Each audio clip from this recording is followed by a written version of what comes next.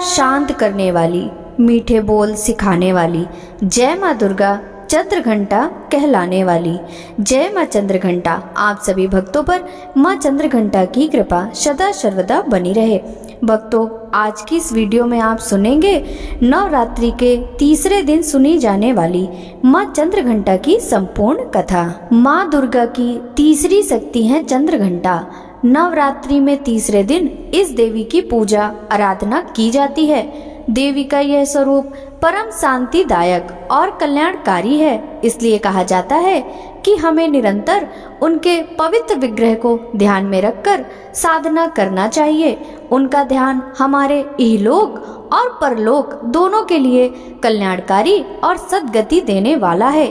इस देवी के मस्तक पर घंटे के आकार का आधा चंद्र है, इसलिए इस देवी को चंद्रघंटा कहा गया है। इनके शरीर का रंग सोने के समान बहुत ही चमकीला है। इस देवी के 10 हाथ हैं। वे खड्ग और अन्य अस्त्र शस्त्र से विभूषित हैं। सिंह पर सवार इस देवी की मुद्रा युद्ध के लिए उद्धत रहने की है। इसके घंटी सी भयानक ध्वनि से अत्याचारी दानव, दैत्य और राक्षस कांपते रहते हैं। नवरात्रि में तीसरे दिन इसी देवी की पूजा का महत्व है। इस देवी की कृपा से साधक को अलौकिक वस्तुओं के दर्शन होते हैं, दिव्य सुगंधियों का अनुभव होता है और कई तरह की ध्वनियां सुनाई देने लगती हैं। इन क्षणों में साधक को बहुत सावधान रहना चाहिए। इस देवी की आराधना से साधक में वीरता और निर्भयता के साथ ही सौम्यता और विनम्रता का विकास होता है। इसलिए हमें चाहिए कि मन, वचन और कर्म के साथ ही काया को विहित विधि विधान के अनुसार परिशुद्ध पवित्र करके चंद्रघंटा के शरणागत होकर उनकी उपासना आराधना करनी चाहिए। इससे सारे कष्टों से मुक्त होकर सहज ही परम पद के अधिकारी बन सकते हैं।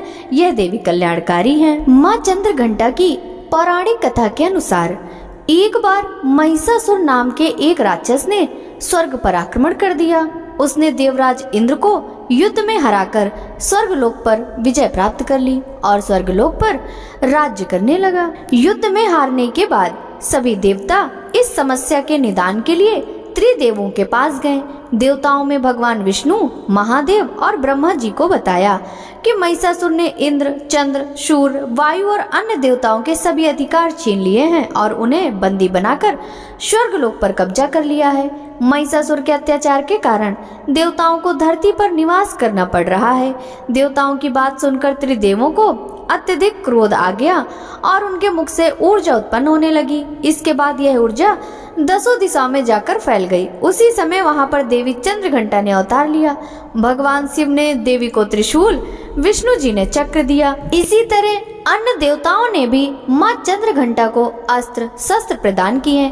इंद्र ने माँ को अपना वज्र और घंटा प्रदान किया। भगवान सूर्य ने माँ को तेज और तलवार दिए। इसके बाद माँ चंद्रघंटा को सवारी के लिए शेर भी दिया गया। माँ अपने अस्त्र शस्त्र लेकर महिषासुर से युद्ध करने के लिए निकल पड़ी।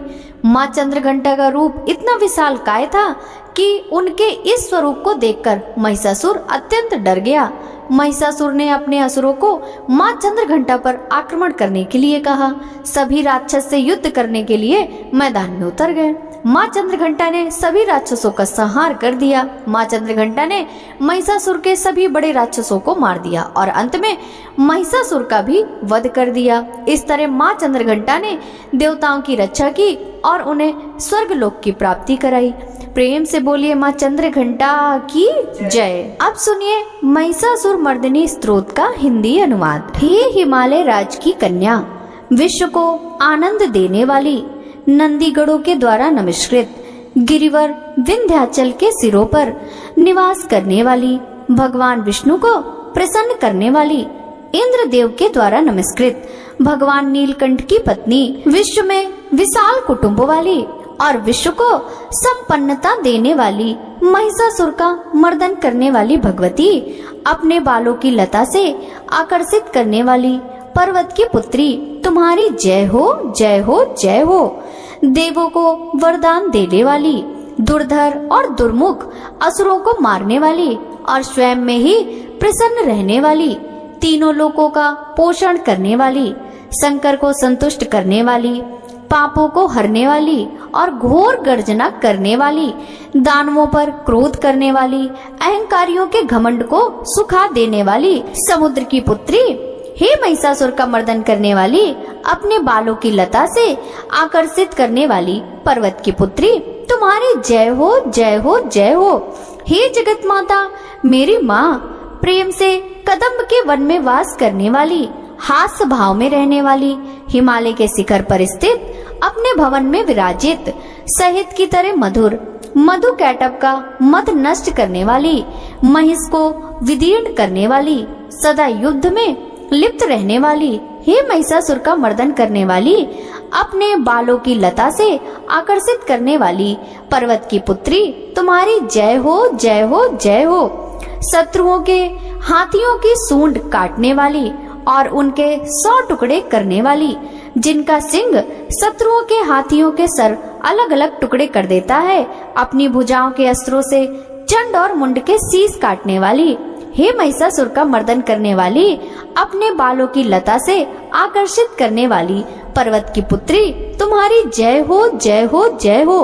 रण में मदोन्मत्त शत्रुओं का वध करने वाली, अजर अविनाशी शक्तियां धारण करने वाली, शिव की चतुराई जानकर उन्हें अपना दूत बनाने वाली, दुर्मति और बुरे विचार वाले दानव के दूत के प्रस्ताव का अंत करने वाली, हे महिषासुर का मर्दन करने वाली, अपने बालों की लता से आकर्षित करने वाली पर्वत की पुत्री, तुम्हारी जय हो जय हो जय हो। शरणागत शत्रुओं की पत्नियों के आग्रह पर उन्हें अभय देने वाली, तीनों लोकों को पीड़ित करने वाले, दैत्यों पर प्रहार करने योग्य त्रिशूल धारण करने वाली, देवताओं की दुदुम्बी से दुमी दुमी की ध्वनि को सभी दिशाओं में व्याप्त करने वाली, हे महिषासुर का मर्दन करने वाली, अपने बालों की लता से आकर्षित करने वाली पर्वतराज की पुत्री, तुम्हारी जय हो जय हो जय हो। मात्र अपनी हुंकार से ध्रूम लोचन राक्षस को धूम्रयानी धुएं के समान भस्म करने वाली, युद्ध में कुपित रक्त बीज के रक्त से उत्पन्न अन्य रक्त बीजों का रक्त पीने वाली, शुंभ और निशुंभ दैत्यों की बलि से शिव और भूत प्रेतों को तृप्त करने वाली, हे महिषासुर का मर्दन करने वाली, अपने बालों की लता से आकर्षित करने वाली पर्वतराज की पुत्री, तुम्हारी जय हो जय हो जय हो। युद्ध भूमि में जिनके हाथों के कंगन धनुष के साथ चमकते हैं, जिनके सोने के तीर शत्रुओं को विदीर्ण करके लाल हो जाते हैं और उनकी चीख निकालते हैं, चारों प्रकार की सेनाओं यानी हाथी, घोड़ा, पैदल, रथ का संहार करने वाली, अनेक प्रकार की ध्वनि करने वाले बटुकों को उत्पन्न करने वाली, हे महिषासुर का मर्दन करने वाली, अपने बालों की लता से आकर्षित करने वाली पर्वतराज की पुत्री, तुम्हारी जय हो जय हो जय हो। देवांगनाओं के तथा थई थई आदि शब्द से युक्त भावमय नृत्य में मग्न रहने वाली, कुकुत अड्डी विभिन्न प्रकार की मात्राओं वाले ताल वाले स्वर्गीय गीतों को सुनने में लीन, मृदंग की धू दुकुट धीमी धीमी आदि गंभीर ध्वनि में लिप्त रहने वाली, हे महिषासुर का मर्दन करने वाली, अपने बालों की लता से आकर्षित करने वाली पर्वत की पुत्री, तुम्हारी जय हो जय हो जय हो। जय जयकार करने और स्तुति करने वाले समस्त विश्व के द्वारा नमस्कृत, अपने नुपुर के झनझन और झिमझिम शब्दों से भूतपति महादेव को मोहित करने वाली, नटी नटों के नायक, अर्धनारीश्वर के नृत्य से सुशोभित, नाट्य में तल्लीन रहने वाली, हे महिषासुर का मर्दन करने वाली, अपने बालों की लता से आकर्षित करने वाली पर्वत की पुत्री, तुम्हारी जय हो जय हो जय हो। आकर्षक कांति के साथ अति सुंदर मन से युक्त और रात्रि के आश्रय अर्थात चंद्रदेव की आभा को अपने चेहरे की सुंदरता से फीका करने वाली, काले भंवरों के समान सुंदर नेत्रों वाली, हे महिषासुर का मर्दन करने वाली, अपने बालों की लता से आकर्षित करने वाली पर्वतराज की पुत्री, तुम्हारी जय हो जय हो जय हो। महायोद्धाओं से युद्ध में चमेली के पुष्पों की भांति कोमल स्त्रियों के साथ रहने वाली तथा चमेली की लताओं की भांति कोमल भील स्त्रियों से जो झींगुरों के झुंड की भांति घिरी हुई हैं, चेहरे पर उल्लास से उत्पन्न उषा काल के सूर्य और खिले हुए लाल फूल के समान मुस्कान वाली, हे महिषासुर का मर्दन करने वाली, अपने बालों की लता से आकर्षित करने वाली पर्वतराज की पुत्री, तुम्हारी जय हो जय हो जय हो। जिसके कानों में लगातार मद बहता रहता है। उस हाथी के समान उत्तेजित हे गजेश्वरी, तीनों लोकों के आभूषण, रूप, सौंदर्य, शक्ति और कलाओं से सुशोभित हे राजपुत्री, सुंदर मुस्कान वाली, स्त्रियों को पाने के लिए मन में मोह उत्पन्न करने वाली, कामदेव की पुत्री के समान हे महिषासुर का मर्दन करने वाली, अपने बालों की लता से आकर्षित करने वाली पर्वत की पुत्री, तुम्हारी जय हो, जय हो, जय हो। जिनका कमल दल के समान कोमल, स्वच्छ और कांति से युक्त मस्तक है, हंसों के समान जिनकी चाल है, जिनसे सभी कलाओं का उद्भव हुआ है, जिनके बालों में भौरों से घिरे हुए कुमुदनी के फूल और बकुल पुष्प सुशोभित हैं, उन महिषासुर का मर्दन करने वाली, अपने बालों की लता से आकर्षित करने वाली पर्वत की पुत्री, आपकी जय हो, जय हो, जय हो। जिनके हाथों की मुरली से बहने वाली ध्वनि से कोयल की आवाज भी लज्जित हो जाती है, जो खिले हुए फूलों से रंगीन पर्वतों से विचरती हुई पुलिंद जनजाति के स्त्रियों के साथ मनोहर गीत गाती जाती हैं, जो सद्गुणों के संपान सबरी जाति की स्त्रियों के साथ खेलती हैं, उन महिषासुर का मर्दन करने वाली, अपने बालों की लता से आकर्षित करने वाली पर्वत की पुत्री, आपकी जय हो, जय हो, जय हो। जिनकी चमक से चंद्रमा की रोशनी फीकी पड़ जाए, ऐसे सुंदर रेशम के वस्त्रों से जिनकी कमर सुशोभित है, देवताओं और असुरों के सिर झुकने पर उनके मुकुट की मड़ियों से जिनके पैरों के नाखून चंद्रमा की भांति दमकते हैं, और जैसे सोने के पर्वतों पर विजय पाकर कोई हाथी मदोन्मत्त होता है, वैसे ही देवी के वक्ष स्थल कलश की भांति प्रतीत होते हैं। ऐसी है हे महिषासुर का मर्दन करने वाली, अपने बालों की लता से आकर्षित करने वाली पर्वत की पुत्री, तुम्हारी जय हो, जय हो, जय हो। सहस्त्रों दैत्यों के सहस्त्रों हाथों से सहस्त्रों युद्ध जीतने वाली और सहस्त्रों हाथों से पूजित सुर तारक उत्पन्न करने वाली, उस तारकासुर के साथ युद्ध कराने वाली, राजा सुरथ और समाधि नामक वैश्य की भक्ति से समान रूप से संतुष्ट होने वाली, हे महिषासुर का मर्दन करने वाली, बालों की लता से आकर्षित करने वाली पर्वत की पुत्री, तुम्हारी जय हो, जय हो, जय हो। जो भी तुम्हारे दयामय पद कमलों की सेवा करता है, हे कमला, वह व्यक्ति कमला निवास कैसे न बने। हे शिवे, तुम्हारे पद कमल ही परम पद हैं, उनका ध्यान करने पर भी परम पद कैसे नहीं पाऊंगा। हे महिषासुर का मर्दन करने वाली, बालों की लता से आकर्षित करने वाली पर्वत की पुत्री, तुम्हारी जय हो, जय हो, जय हो।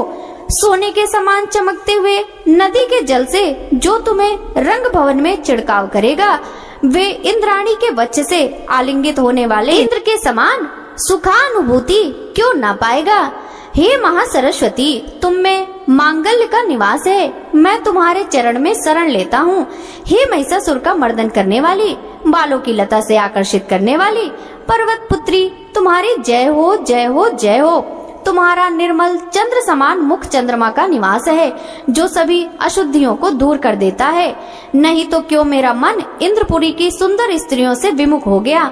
मेरे मत के अनुसार तुम्हारी कृपा के बिना शिव नाम के धन की प्राप्ति कैसे संभव हो सकती है। हे महिषासुर का मर्दन करने वाली, बालों की लता से आकर्षित करने वाली पर्वत की पुत्री, तुम्हारी जय हो, जय हो, जय हो। हे दीनों पर दया करने वाली उमा, मुझ पर भी दया ही कर दो। हे जगत जननी, जैसे तुम दया की वर्षा करती हो, वैसे ही तीरों की वर्षा भी करती हो, इसलिए इस समय जैसा तुम्हें उचित लगे वैसा करो, मेरे पाप और ताप दूर करो। हे महिषासुर का मर्दन करने वाली, बालों की लता से आकर्षित करने वाली पर्वत की पुत्री, तुम्हारी जय हो, जय हो, जय हो। अब हम सभी मिलकर माँ चंद्रघंटा से क्षमा याचना करेंगे। हे परमेश्वरी, मुझसे रात दिन सहस्त्रों अपराध होते रहते हैं, अतः आप मुझे अपना दास समझकर कृपा पूर्वक मेरे उन अपराधों को क्षमा करो। हे परमेश्वरी, ना तो मैं आवाहन करना जानता हूँ, ना विसर्जन करना जानता हूँ, और न पूजा करने का विधान ही जानता हूँ। हे परमेश्वरी, मुझे क्षमा करो। हे सुरेश्वरी, मैंने जो मंत्रहीन, क्रियाहीन और भक्तिहीन पूजन किया है, वह सब आपकी कृपा से पूर्ण हो। सैकड़ों अपराध करके भी जो भक्त आपकी शरण में आकर केवल जगदम्ब कहकर पुकारता है, वह उस दुर्लभ गति मोक्ष को प्राप्त करता है, जिसे ब्रह्मादि देवगण भी पाने में असमर्थ होते हैं। हे जगदम्बिके, मैं अपराधी हूँ, किंतु आपकी शरण में आया हूँ। इस समय मैं दया का पात्र हूँ, तुम जो चाहो करो। हे देवी, हे परमेश्वरी, अज्ञानवश यह बुद्धि भ्रम होने के कारण भूल से जो कुछ भी मैंने कम या अधिक कर दिया हो वह सब क्षमा कर प्रसन्न हो जाओ। हे जगन माता कामेश्वरी, हे सच्चिदानंद स्वरूपणी परमेश्वरी, आप प्रेम पूर्वक मेरी यह पूजा स्वीकार करो और मुझ पर प्रसन्न हो। हे सुरेश्वरी, आप गोपनीय से भी गोपनीय वस्तु की रक्षा करने वाली हो। आप मेरे द्वारा किए हुए इस जप को ग्रहण करके मेरे सभी अपराध क्षमा करो। हे देवी, हे महेश्वरी, आपकी कृपा से मुझे सिद्धि प्राप्त हो। भक्तों, यदि आपको यह कथा अच्छी लगी हो तो वीडियो को लाइक कीजिएगा। जय माता दी।